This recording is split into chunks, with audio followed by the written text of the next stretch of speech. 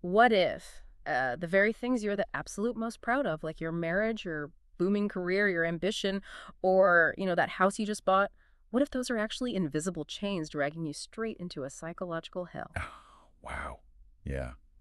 It is a profoundly uncomfortable thought, isn't it? Totally. I mean, we are just so conditioned to view those exact milestones as the ultimate markers of a successful life. Hmm. You get the degree, you land the job, you buy the property. And society applauds you. Right, exactly. Society applauds you. Yeah, it's comforting. We really love having a tangible checklist to prove we're doing okay. But today we are tossing that entire checklist straight into the incinerator. We really are. Welcome to our deep dive. Today we are exploring a highly provocative, just completely uncompromising essay by an author and philosopher named Su Feng. The piece is titled Freedom is the Passport to Heaven. And I guarantee it's going to challenge like every single baseline assumption you have about what it means to be free. Yeah, and we should be really clear right from the start here. Our mission today isn't to endorse these radical ideas or, tell you to abandon your life. Right. Please don't quit your jobs just yet. Exactly. Rather, we're putting this philosophy under the microscope impartially. We want to see what we can learn from a perspective that looks at modern success and just sees an absolute prison. Okay, let's unpack this. Imagine someone sliding a single piece of paper across a table to you. Mm-hmm. They tell you it's the ultimate cheat code to a completely stress-free life, Sign me up. right? Zero anxiety, a rock-solid guarantee of peace. But the catch. The price is giving up literally everything you have ever been told you should want. Your ambitions, your favorite possessions, your career goals, and yes, even your closest relationships. It's an incredibly heavy proposition. And to even begin to understand Feng's essay, we have to completely redefine our standard traditional concepts of heaven and hell. Yeah, because he's not talking about the afterlife, is he? No, not at all. In this text, heaven isn't some geographical destination after you die, filled with fluffy white clouds and harps. And hell isn't eternal fire. Right. Instead, heaven and hell are entirely defined by a single real-time metric. It's your degree of freedom versus your degree of restriction.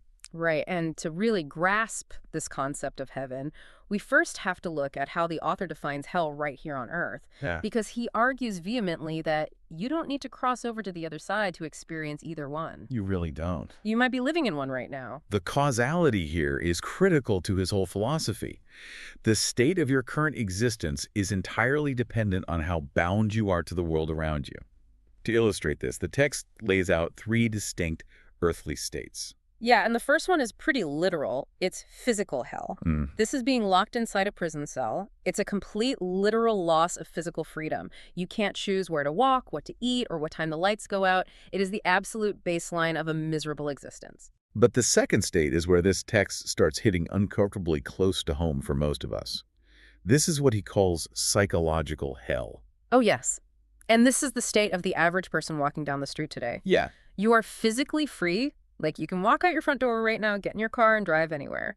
But Su Feng argues you are actually completely trapped. Because you're tied down by everything else. Exactly. Think about it. You're trapped by the 30-year mortgage tying you to a specific plot of land. You're trapped by the car payment. Yeah. You're trapped by the 8 a.m. Slack ping from a boss who expects you online no matter how you feel.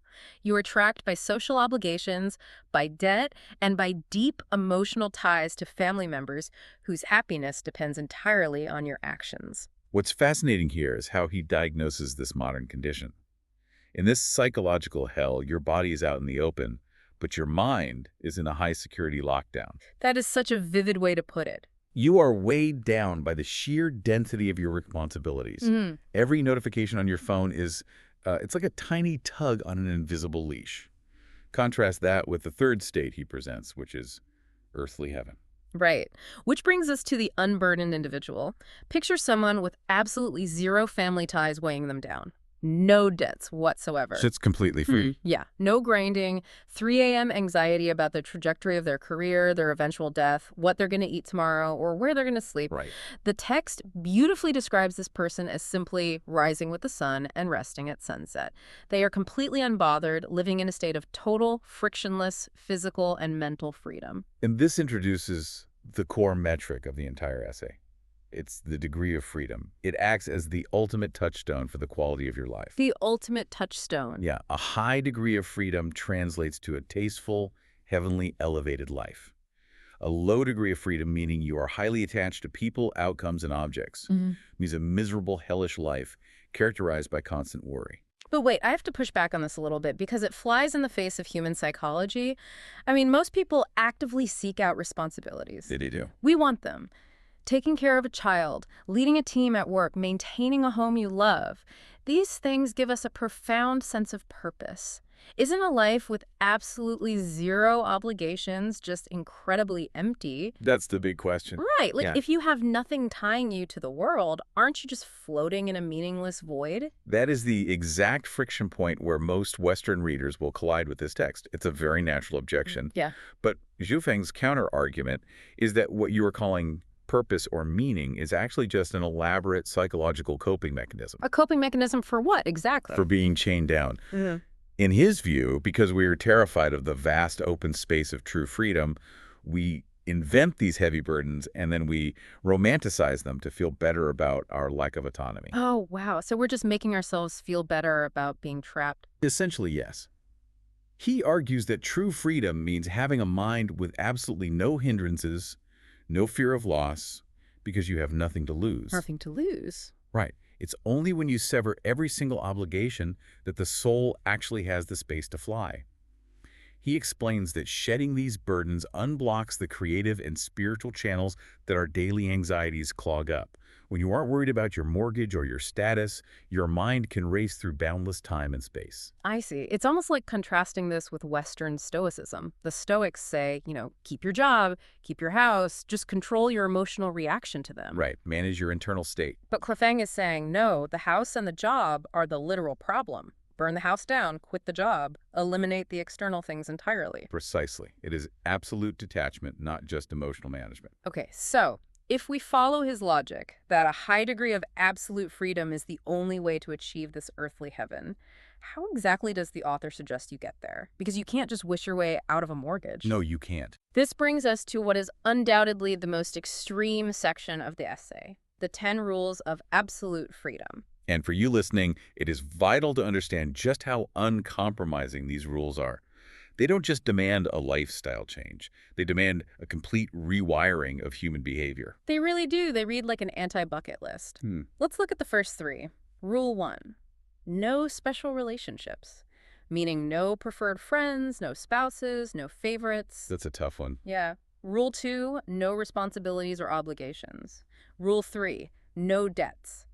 Now, number 3 sounds great until you realize he doesn't just mean paying off your credit card. He means completely checking out of the modern financial system entirely. Let's pause on Rule 1 for a second, because the no special relationships rule is usually the hardest to swallow. Definitely. The underlying mechanism here is that special relationships inherently breed exclusivity and expectation. If you love one person more than others, you naturally fear losing them. That makes sense.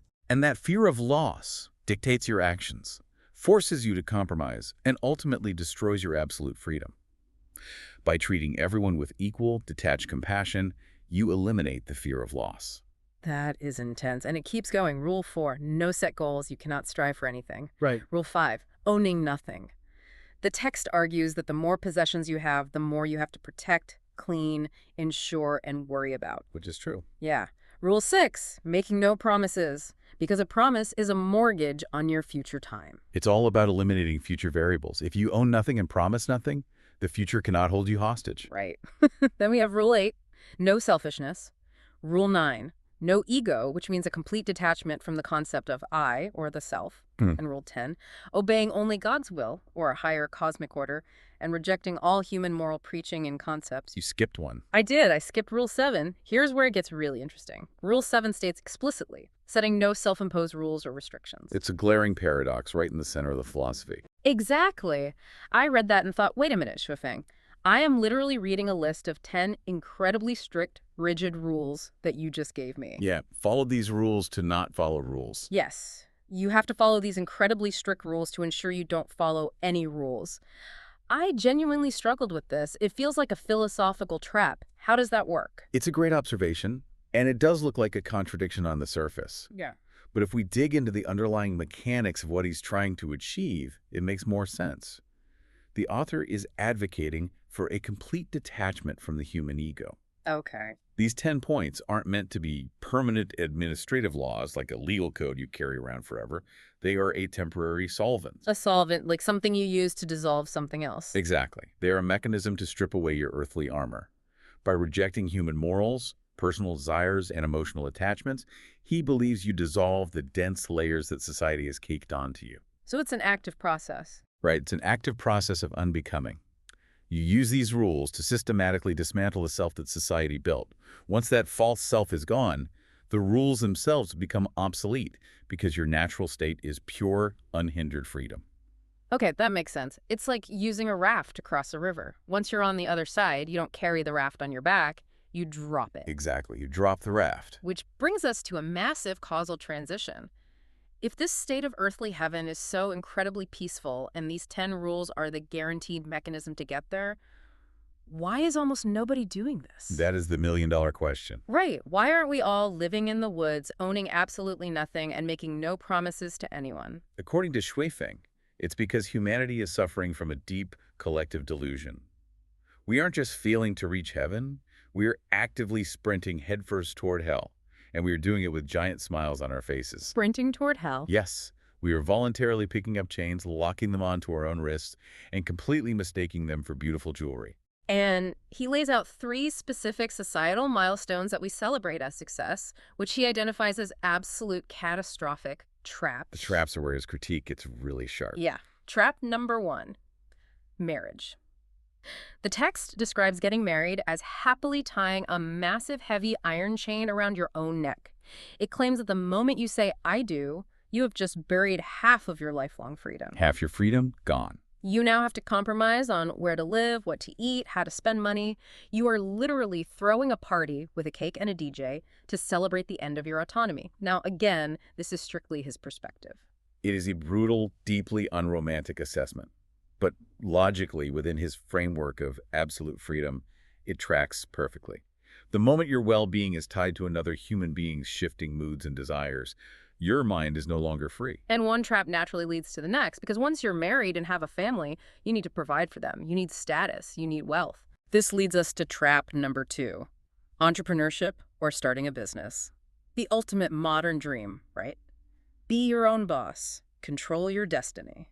Except Shuifeng argues it is the exact opposite of controlling your destiny. He says this drive is purely rooted in vanity, greed, and a desperate desire to stand out from the crowd. He uses this incredible phrase. He says that once you build a company, you eventually find yourself riding a tiger that you can't get off of. Riding a tiger, I love that. It's so good. You thought you were building a kingdom, but you actually build a high-tech prison. You are stuck in the mud of payrolls, supply chain logistics, tax codes, and market crashes. You are both the warden and the inmate of your own ambition. The psychology of that is fascinating. The warden and inmate dynamic perfectly captures how modern professionals feel. You enforce your own punishing hours. Totally. And if you achieve that wealth, what happens next? You have to protect it. You want influence. This leads to the third trap, politics, or becoming an official. Seeking power and status within a hierarchy. On the outside, it looks glorious. It brings honor, you get respect, you have real influence over the world. But on the inside, But the text claims it is deeply, inherently hypocritical.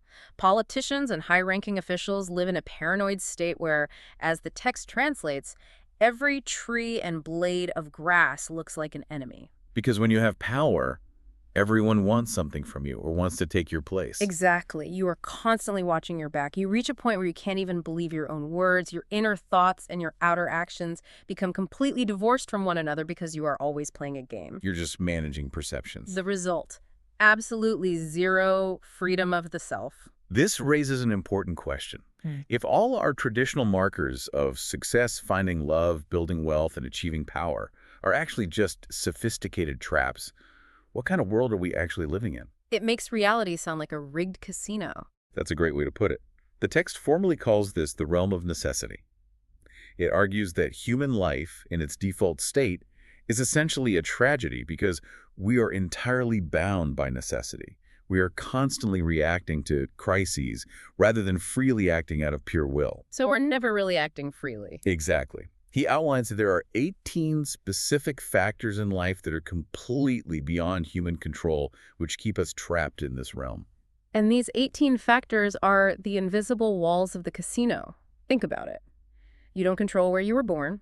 You don't control who your parents are or your baseline genetics. Right, you don't choose any of that. You don't control the historical era you live in, the language you were taught, or the macroeconomic forces that cause inflation to skyrocket and wipe out your savings. You are swept along by the tides of the times.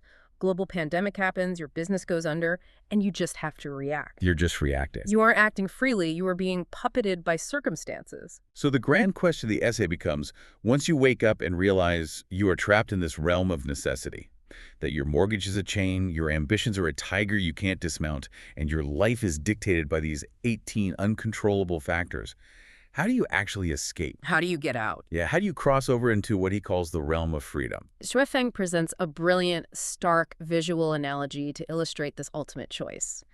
It's the grand crossroads of human existence. Imagine you are standing in a room and there are two piles sitting on the floor right in front of you. Okay, picture the two piles. Pile 1 is everything you have ever been conditioned to want. It is overflowing with honor, political power, stacks of cash, beautiful partners, gorgeous villas, luxury cars, and the constant validating praise and envy of everyone you know. It is everything social media tells you to chase. That's a very appealing pile. Very appealing. Then you look at pile 2, there is absolutely nothing there, it's just empty space. Except right in the center, there is a single, solitary piece of paper sitting on the ground. And printed on it are the words, Freedom Credit. It's just a piece of paper. So I have to ask you listening, which pile are you choosing? And be brutally honest with yourself in this moment. The author is bluntly realistic about human nature here. He states that 99% of people will absolutely choose the first pile. The temptation of physical comfort, social status, and emotional security is simply too overwhelming to resist. Of course it is. But he warns that by making that choice, they are willingly, consciously sacrificing their freedom. They are signing the contract for those iron chains. But what about the outliers, the 1% who look at the mansions and the money and the power and say, you know what, no thanks, give me the piece of paper. What is their escape plan? For those rare individuals who genuinely want out of the realm of necessity, the author claims there is only one viable path. He refers to it as the tour guide roadmap. And what exactly is that? Is it a literal map? It's a metaphorical map, but it's a highly specific, disciplined process of untangling yourself from those 18 uncontrollable factors and the 3 traps. Yeah. And he is incredibly emphatic that you must follow this roadmap strictly, step by step, without skipping a single link. So it's like a combination lock. Exactly like a combination lock. You can't just spin the dial randomly. If you try to shortcut the process, or if you hold on to just one little earthly attachment, the lock won't open. So you can't cheat the system. No. For example, you can't sell your house and quit your job, but decide to keep a secret emergency bank account. Or you can't give up your wealth, but decide to keep just one special romantic relationship. It's all or nothing. If you leave even one knot tied, the net still catches you. Failure is mathematically guaranteed, and you will fall right back into the realm of necessity. It's all very cosmic, isn't it? It's very absolute. We are talking about severing all ties, shedding the ego, defying the tides of time, and ascending to a higher plane of pure spiritual existence. It is extremely high-minded. But then, right at the very end of this incredibly intense, high-minded philosophical text, there is a detail that completely blindsided me. It is so remarkably grounded, I actually laughed out loud in my kitchen when I read it. Oh, the tonal shift is quite jarring, to say the least. It really is. So after thousands of words laying out the rigid mechanics of heavenly freedom, stripping away the human ego and demanding the rejection of all earthly possessions, the author includes a mundane little postscript. A little notice dated May 20, 2020. I love this part. It basically says, hey, friends and family, just letting you know my WeChat isn't working because my phone doesn't have enough storage space, and honestly, I don't know how to operate it. It's a profound, almost poetic moment of irony. It's incredible. Here is a seeker of absolute, boundless cosmic freedom, totally defeated by a storage full notification on his smartphone. Nice, funny. He's rejecting human morality and the concept of the ego. He's untangling himself from the 18 factors of necessity, but he is still trapped by gigabytes, app updates, and confusing user interfaces.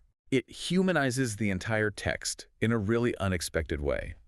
It reminds us that no matter how high our philosophy reaches or how hard we try to detach our souls from the physical realm, we still exist in a modern world with practical, physical limitations. Yeah, you still need a working phone. Yeah. Even the philosopher writing about absolute detachment is still tethered to a digital communication network and the hardware constraints of a glass screen. It's the ultimate reality check. You can escape the realm of necessity, but you cannot escape Apple or Android storage limits. If we connect this to the bigger picture, this essay, despite its extremes, operates as a magnificent, radical thought experiment. You don't necessarily have to sell your house, abandon your spouse, and delete your bank accounts to gain immense value from reading it. Right, you don't have to go all the way to get something out of it. Instead, it asks you to seriously, coldly weigh the exact cost of your attachments. It forces you to audit your ambitions and your possessions and ask a really uncomfortable question. Does what you own actually own you? That is the question. Are your career goals and your financial milestones actually freeing you to live a better life? Or are they just shinier, heavier chains that look really good to your neighbors? So, what does this all mean? We started today by talking about the standard, universally accepted checklist of success. Zhou Feng's rejection of all human connection, obligation, and morality is undeniably extreme. Extremely extreme. To live strictly by his 10 rules would make you an absolute alien in modern society. But as a mirror, it is deeply fascinating. It reflects our hyper-connected, obligation-heavy lives back at us and shows us exactly how much invisible weight we are carrying around every single day. It highlights the burdens we volunteer for, the anxieties we actively cultivate because we think that's just what living is supposed to feel like. Exactly. It challenges us to look at the heaven and hell we are building for ourselves right now, today, in our own minds, through the choices we make. The author argues that true freedom requires cutting all ties, shedding every single obligation, and walking entirely away from the pile of worldly success. Walking entirely away. But I want to leave you with this final thought to mull over as you go about the rest of your day. Xu Feng is absolutely convinced that any form of attachment is a prison. But what if ultimate freedom isn't the complete absence of all constraints, but simply the power to choose which chains are actually worth wearing?